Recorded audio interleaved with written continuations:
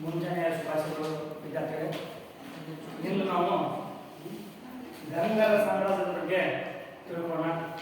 ಗಂಗರ ಸಾಮ್ರಾಜ್ಯದಲ್ಲಿ ಬರುವಂಥ ನಿಮ್ಗೆಲ್ಲರಿಗೂ ಗೊತ್ತಿರ್ಬೋದು, ಶ್ರವಣ ಬೆಳಗೊಳ ಕೂಡಲೇ ನೆನಪಾಗೋದು ನಮಗೆ ಗೋಮಟೇಶ್ವರ ಮೂರ್ತಿ. ಯಾರು?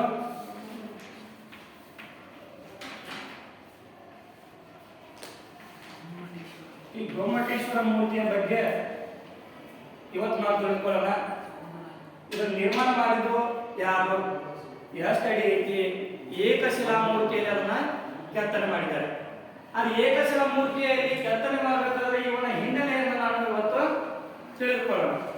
ಜೈನ ಗ್ರಂಥಗಳ ಪ್ರಕಾರ ಏನಾಯ್ತಂದ್ರೆ, ಋಷಭನಾಥ ಜೈನ ಧರ್ಮದ 1ನೇ ತೀರ್ಥಂಕರನಾದಂಥ ಋಷಭನಾಥ ಮತ್ತು ಸುನಂದ ಅವರಿಗೆ 100 ಜನ ಮಕ್ಕಳಿರ್ತಾರೆ. ಎಷ್ಟು ಜನ ಇರ್ತಾರೆ? 100 ಜನ ಮಕ್ಕಳಿರ್ತಾರೆ. ಅದರಲ್ಲಿ ಯಾರಂದ್ರ ಹಿರಿಯವನು ಯಾರಂದ್ರ ಒಬ್ಬ ಭರತ, ಕಿರಿಯವನು ಬಾಹುಬಲಿ. ಹಿರಿಯವನು ಭರತ, ಕಿರಿಯವನು ಬಾಹುಬಲಿ. ಗೊಮ್ಮಟೇಶ್ವರ ಅಂತಂದು ಹೇಳಿ ನಾವು ಬಾಹುಬಲಿ ನೋಡಿದ್ರ, ಗೊಮ್ಮಟೇಶ್ವರನ ಇನ್ನೊಂದು ಹೆಸರು ಏನು? ಬಾಹುಬಲಿ. ಇವನು ಅತ್ಯಂತ ಹಿರಿಯ ಮಗ ಇರ್ತಾನ. ಇವನಿಗಿಂತ ಕಿರಿಯವನು ಇರ್ತಾನ, ಕಿರಿಯವ. ಇವರ ತಂದೆ ಋಷಭನಾಥ,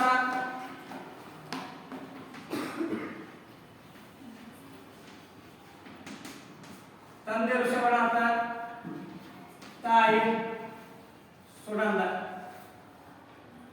ಬಾಹುಬಲಿ ಜನಿಸಿದ ನಂತರ ಅದೇ ರೀತಿಯಾಗಿ ಸುನಂದ ಅವರಿಗೆ ಮತ್ತು ಋಷಭನಾಥರಿಗೆ 100 ಜನ ಮಕ್ಕಳು ಹುಡ್ತಾರೆ. ದಿನ ಕಳೆದಂತೆ ಏನಾಗ್ತದೆ, ಋಷಭನಾಥನಿಗೆ ವಯಸ್ಸಾಗ್ತದೆ. ವಯಸ್ಸಾಗಿ ನಾನು ಇನ್ನು ಸಾಮ್ರಾಜ್ಯವನ್ನು ನೋಡ್ಕೊಳ್ಳೋಕೆ ಆಗುದಿಲ್ಲ ಹಂಗ ತಿಳ್ಕೊಂಡು ಏನ್ ಮಾಡ್ತಾನಂದ್ರ ಸನ್ಯಾಸತ್ವವನ್ನು ಸ್ವೀಕರಣೆ ಮಾಡ್ಕೊಳಕ ನಿರ್ಧರಿಸ್ತಾನ.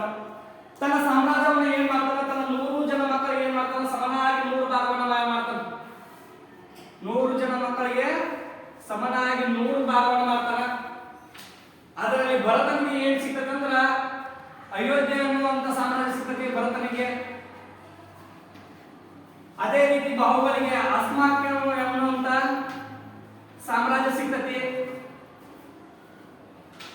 ಇದ್ರ ಜೊತೆ ಇವ್ರಿಗೆ ಸಾಮ್ರಾಜ್ಯ ಸಿಕ್ಕ ತಕ್ಷಣ ಇದ್ರ ಜೊತೆ ಒಂದು ಏನು ಶಕ್ತಿ ಸಿಗ್ತದ, ಒಂದು ದೈವ ಶಕ್ತಿ ಸಿಕ್ಬಿಡ್ತದೆ.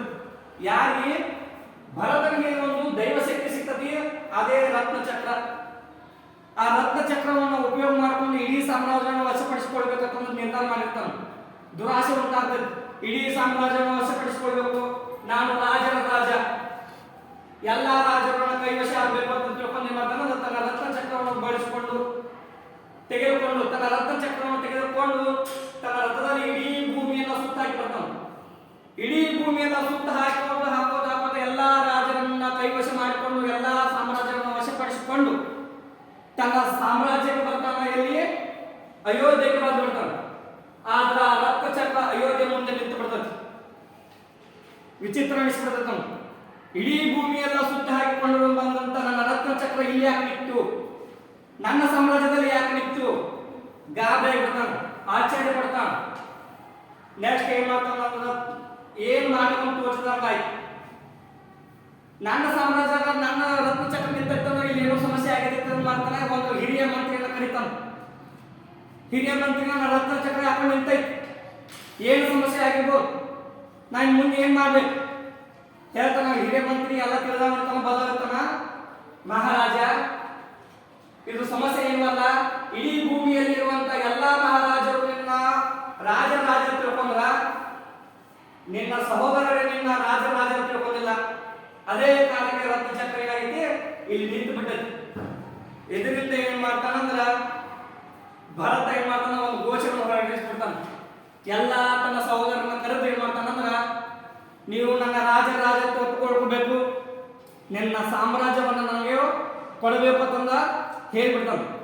ಅದೇ ರೀತಿಯಾಗಿ ಎಲ್ಲಾ ಸಹೋದರರು ಒಪ್ಪಿಕೊಂಡು, ಆಯ್ತು ಸಹೋದರ, ನನ್ನ ಸಾಮ್ರಾಜ್ಯವನ್ನು ನಿಮ್ಗೆ ಬಿಟ್ಟುಕೊಡ್ತೀವಿ, ನಾನು ನಿಮ್ಮನ್ನ ಸಹೋದರ ಅಥವಾ ರಾಜರ ರಾಜ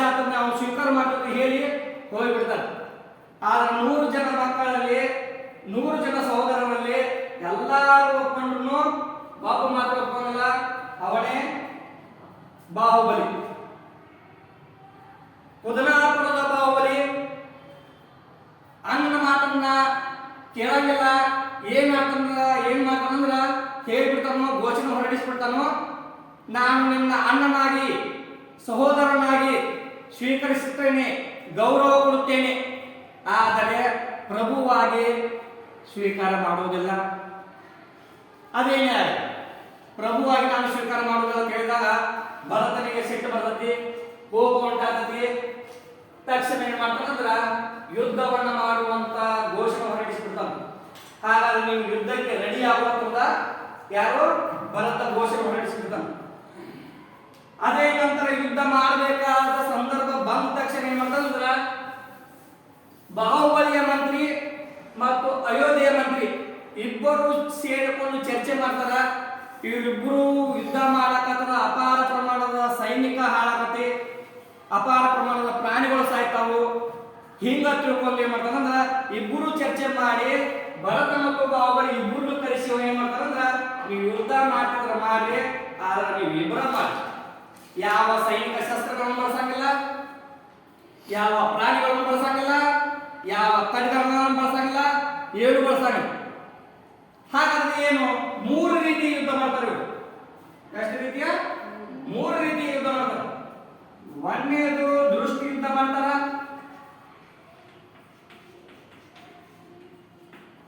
ಎರಡನೇದು ಜಲ ಯುದ್ಧ, ಮೂರನೇದು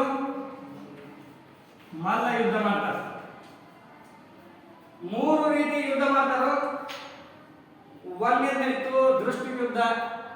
ದೃಷ್ಟಿ ಯುದ್ಧ ಅಂದ್ರೆ ಕಣ್ಣಿಗೆ ಕಣ್ಣು ಕೊಟ್ಟು ನೋಡುದು, ಕಣ್ಣು ಪಿಳಕಿಸಬಾರ್ದು. ಯಾರು ಒಬ್ರು ಒಂದೇ ಸಲ ಕಣ್ಣು ಪಿಳಕಿಸಿದ್ರು ಆ ಯುದ್ಧದಲ್ಲಿ ಅವರು ಸೋತಾಗ.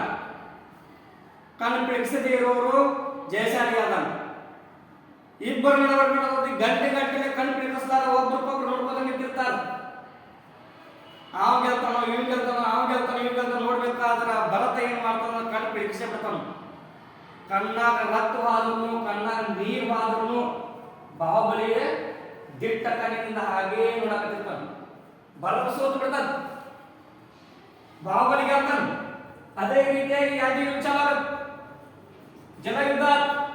ಜಲಯುದ್ಧ ಅಂದ್ರೆ ನೀರ್ನಾಗ ಬಿಟ್ಬಿಡ್ತಾರೆ ಇಬ್ರು. ನೀರ್ನ್ಯಾಗ ಹೊಡ್ಕೊತ ಹೋಗ್ಬಿಡುದು, ನೀರ್ಲೇನ ಯುದ್ಧ ಮಾಡೋದು.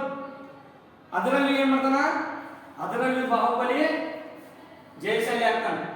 ಮೂರನೇ ಬಂದಂತ ಯುದ್ಧ ಭೀಕರವಾದ ಯುದ್ಧ ಮಲ್ಲ ಯುದ್ಧ. ಇಬ್ಬರಿಗೆ ಮಲ್ಲ ಯುದ್ಧ ಅಂದ್ರೆ ಕುಸ್ತಿ ಕಾಲ ನಡೀತೈತಿ. ಸುತ್ತುವರಿ ಹತ್ತುವರಿಗಳ ಸಾಮ್ರಾಜ್ಯ, ಎಲ್ಲಾ ಸಾಮ್ರಾಜ್ಯದ ರಾಜ ಮಹಾರಾಜರು ಮತ್ತು ಎಲ್ಲರೂ ಬಂದು ಕೂಡಿರ್ತಾರೆ. ಯಾರಿಗಂತ ಕ್ಯೂರಿಯಾಸಿಟಿ ಬಾಳ. ಇಬ್ಬರಿಗೆ ಯುದ್ಧ ಆಗ್ತೈತಿ. ಯುದ್ಧ ಆದ ತಕ್ಷಣ ಅವಂಗ ಹೊಡೆದಾಗಿ 2 ಗಂಟೆ 2-3 ಗಂಟೆಗಳ ತಾಸುಗಟ್ಟಲೆ ಏನಾಗತ್ತೆ ಯುದ್ಧ ಆಗಿ ಭರತನನ್ನ ಎತ್ತಿ ತಿರುಗಾಡಿ ಯಾಕೆ ಹಿಡ್ಕೊಂಡು ನಿಂತಿರ್ತಾನ. ಹೀಗೆ ಹಿಡ್ಕೊಂಡು ನಿಂದಿರ್ಬೇಕಾದ್ರೆ ಇನ್ನೇನು ಎತ್ತಿ ಒಗಿಬೇಕು ಅನ್ನೋ ಅಷ್ಟರಲ್ಲಿ ಇನ್ನೇನು ಭರತ ಸತ್ತ ಹೋಗೋಣ ತಿಳ್ಕೊಂಡು ಮಂದಿ ತಿಳ್ಕೊಂಡಿರ್ತಾರೆ. ಜನರು ತಿಳ್ಕೊಂಡ್ಬಿಟ್ಟಿರ್ತಾರೆ ಭರತ ಸತ್ತ ಹೋಗೋಣ, ರಾಜ ಸತ್ತ ಹೋಗೋಣ ತಿಳ್ಕೊಂಡಿರ್ತಾರೆ. ಇನ್ನೇನು ಜಯಶಾಲಿ ಹಾಕೊಂಡ ಸಂತಸದಾಗ ಇರ್ತಾರು ಬಾಹುಬಲಿ ಇರ್ತಾನ. ಆದ್ರೆ ಏನಾಗತ್ತೆ, ಎತ್ತಿ ಹಿಂಗೇನು ಹಿಡಿದಿರ್ತಾನ ಒಗಿಬೇಕು ಅನ್ನೋಷ್ಟಿಗೆನ ಸದ್ಯಕ್ಕೆ ವಾಸ್ತವದ ಅರಿವು ಆಗ್ತದೆ. ಈಗಿನ ಪರಿಸ್ಥಿತಿ ಅರಿವು ಆಗ್ತದೆ. ಏನು ಅರಿವು ಆಗ್ತದಂದ್ರ, ನಾ ಯುದ್ಧ ಮಾಡಕತ್ತಿದ್ದಾರೆ ಯಾರು ಕೂಡ, ನಾ ಗೆಲ್ಲುವುದಾದ್ರೆ ಅದಕ್ಕ, ಯುದ್ಧ ಮಾಡಿ ನನಗೆ ಸಿಗುವುದಾದ್ರೂ ಏನು, ಜಯಶಾಲಿಯಾಗಿ ಸಾಮ್ರಾಜ್ಯನ ವಶಪಡಿಸಿಕೊಂಡು ನನಗೇನು ಉಪಯೋಗ ಐತಿ, ಸಾಮ್ರಾಜ್ಯವನ್ನು ಯಾಕೆ ನಾವು ವಶಪಡಿಸಿಕೊಳ್ಳಲಿ, ನನಗೆ ಎಲ್ಲ ಕೊಟ್ಟರಾಯ್ತು. ವಾಸ್ತವದ ಅರಿವಾಗಿ ಒಗಿಬೇಕಂತ ಅನುಕೂಲ ಸಿಟ್ಟಿನಾಗಿದ್ದಂತ ಮನುಷ್ಯ ಸಮಾಧಾನ ಇಳಿಸಿಬಿಡ್ತಾನ. ಒಂದು ಕಡೆ ಬಂದು ನಿಚ್ಚಲವಾಗಿ ನಿಂತು ಬಿಡ್ತಾನ. ಯಾರು? ಬಾಹುಬಲಿ.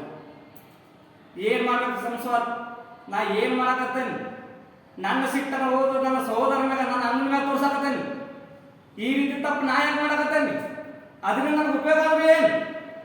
ಇದನ್ನೆಲ್ಲ ವಾಸ್ತವದ ಬಗ್ಗೆ ತಿಳ್ಕೊಂಡಂತ ಬಾಹುಬಲಿ ನಿಚ್ಚಳವಾಗಿ ನಿಂತು ಬಿಡ್ತಾನ. ಆದ್ರೆ ಭರತ ಅದ ಸಿಟ್ಟಿನಾಗಿರ್ತಾನ. ಯಾವುದೇ ಶಸ್ತ್ರಗಳನ್ನ ಉಪಯೋಗ ಮಾಡ್ಕೋಬಾರ್ದ ಹೇಳಿದ್ರು ತನ್ನ ರಕ್ತ ಚಕ್ರವನ್ನ ಬಿಟ್ಟು ಬಿಡ್ತಾನ ಬಾಹುಬಲಿನೇ. ಆದ್ರೆ ಆ ರತ್ನ ಚಕ್ರ ಬಾಹುಬಲಿ ಏನು ಮಾಡಲ್ಲ, ಬಾಹುಬಲಿನ ಸುತ್ತ ಹಾಕಿ ಅಲ್ಲೇ ನಿಂತು ಬಿಡ್ತದೆ. ಅವಾಗ ಆ ಭರತನಿಗೆ ಗೊತ್ತಾಗುತ್ತೆ ಇವನನ್ನ ಗೆಲ್ಲಕ್ ಬಂದಿಲ್ಲ, ತಿಳ್ಕೊಂಡ್ಬಿಡ್ತಾನ. ಆದ್ರೆ ಬಾಹುಬಲಿ ಏನ್ ಮಾಡ್ತಾನಂದ್ರ ಬ್ಯಾಡ, ಯಾವ ಸಾಮ್ರಾಜ್ಯನು ಬೇಡ ನನಗ, ಯಾವ ಸೈನಿಕನು ಬೇಡ, ಯಾವ ರತ್ನನು ಬೇಡ, ಯಾವ ರತ್ನನು ಬೇಡ, ಏನೂ ಬೇಡ ನನಗತ್ತಂದು ಎಲ್ಲವನ್ನ ಭರತನಿಗೆ ಕೊಟ್ಟ, ತನ್ನ ಅಣ್ಣನಿಗೆ ಕೊಟ್ಟ ಏನ್ ಮಾಡ್ತಾನಂದ್ರ ಹೋಗಿ ಬಿಡ್ತಾನ. ಹೋಗಿ ತಪಸ್ಸು ಮಾಡ್ತಾನೆ. ಒಂದ್ ಕಡೆ ತಪಸ್ಸು ಯಾವ ರೀತಿ ಮಾಡ್ತಾನ, ತನ್ನ ಮೈ ಮೇಲೆ ಇರುವಂತ ಬಟ್ಟೆಯನ್ನು ಸಕ್ಕರೆ ಬಿಟ್ಟು ಬಿಡ್ತಾನ. ಯಾವ ಬಟ್ಟೆಯನ್ನು ಹಾಕೋಂಗಿಲ್ಲ. ವರ್ಷಾನುಗಟ್ಟಲೆ ತಪಸ್ಸು ಮಾಡ್ತಾನ, ನಿಶ್ಚಲವಾಗಿ ತಪಸ್ಸು ಮಾಡ್ತಾನ, ಅಳಿಗಾಡ್ಲಾರ್ದ. ಯಾವ ರೀತಿ ಅಳಿಗಾಡ್ಲಾರ್ದ, ತನ್ನ ಮೈ ಮೇಲೆ ಹುಟ್ಟಗಳು ಬೆಳಿತಾವ, ಮಣ್ಣು ಬೆಳಿತೈತಿ, ಬಳ್ಳಿಗಳು ಹಬ್ಬತಾವ, ಆದ್ರೂ ಅಳಿಗಾಡ್ಲಾರ್ದ ತಪಸ್ಸು ಮಾಡ್ತಾನ. ಅವನ ಸಾಧನ ಬಗ್ಗೆ ಏನ್ ಮಾಡ್ತಾನಂದ್ರ ಚಾಮುಂಡರಾಯ, ಗಂಗರ ಸಾಮ್ರಾಜ್ಯದ ಒಬ್ಬ ಮಂತ್ರಿ, 4ನೇ ರಾಜಮಲ್ಲನ ಮಂತ್ರಿ ಚಾಮುಂಡರಾಯ. ಈ ಚಾಮುಂಡರಾಯ ಈ ರೀತಿ ಇರುವಂತ ವ್ಯಕ್ತಿಯ ಬಗ್ಗೆ, ಬಾಹುಬಲಿಯ ಬಗ್ಗೆ ಏನ್ ಮಾಡ್ತಾನಂದ್ರ ಹಾಸನ ಜಿಲ್ಲೆಯ ಶ್ರವಣಬೆಳಗೊಳದಲ್ಲಿ ವಿಂಧ್ಯಗಿರಿ ಪರ್ವತದಲ್ಲಿ ಮೇಲೆ ಏನ್ ಮಾಡ್ತಾನಂದ್ರ ಒಂದು ಕೆತ್ತನೆಯನ್ನು ಮಾಡಿಸ್ತಾನ. ಅದೇ ಬಾಹುಬಲಿಯ ಮೂರ್ತಿ. ಗೊಮ್ಮಟೇಶ್ವರ ಮೂರ್ತಿ ಅಂದ್ರು ಒಂದೇ, ಬಾಹುಬಲಿ ಮೂರ್ತಿ ಅಂದ್ರು ಒಂದೇ. ಏಕಶಿಲಾ ಮೂರ್ತಿ ಇರ್ತದ್ರಿ. ಏಕಶಿಲಾ ಅಂದ್ರೆ ಒಂದೇ ಕಲ್ಲಿನಲ್ಲಿ ಕೆತ್ತಿದಂತ ಮೂರ್ತಿ. ಎಷ್ಟು ಅಡಿ ಐತಂದ್ರ 57 ಅಡಿ ಐತಿ. ಎಷ್ಟು ಅಡಿ ಐತಿ? 57 ಅಡಿ ಇರುವಂತ ಏಕಶಿಲಾ ಮೂರ್ತಿ. ಇಂದಿಗೆ ಅದು ಜೈನರ ಪ್ರಸಿದ್ಧ ಸ್ಥಳವಾಗೈತಿ. ಅಲ್ಲಿ ಎಲ್ಲರೂ ಜೈನ ಹೋಗ್ತಾರ. ಈಗ ಸ್ಕೂಲ್ ಹುಡುಗರಿಗೆಲ್ಲ ಏನ್ ಮಾಡ್ತಾರ ಅಂದ್ರೆ ಪ್ರವಾಸ ಸ್ಥಳ ತಂದ ಈ ಗೊಮ್ಮಟೇಶ್ವರ ಮೂರ್ತಿಯನ್ನ ತೋರಿಸ್ತಾರ. ಇವನ ಸಾಧನ ಬಗ್ಗೆ ಎಲ್ಲಾ ಸ್ಕೂಲ್ನಾಗ ಹೇಳ್ತಾರ. ಎಂದು ನಾನು ಅವನ ಬಗ್ಗೆ ಒಂದು ಸಣ್ಣ ಸ್ಟೋರಿಯನ್ನು ಹೇಳಿನಿ. ಗೊಮ್ಮಟೇಶ್ವರ ಮೂರ್ತಿ 57 ಅಡಿ ಐತಿ. ಅದನ್ನ ನಿರ್ಮಿಸಿದವನು ಚಾಮುಂಡರಾಯ. ಚಾಮುಂಡರಾಯ ಒಬ್ಬ ಮಹಾರಾಜ ಅಲ್ಲ, ಚಾಮುಂಡರಾಯ ಒಬ್ಬ ಮಂತ್ರಿ. ಯಾರ ಮಂತ್ರಿ ಅಂದ್ರೆ ಗಂಗರ ಸಾಮ್ರಾಜ್ಯದಲ್ಲಿ ಬರುವಂತ 4ನೇ ರಾಜಮಲ್ಲನ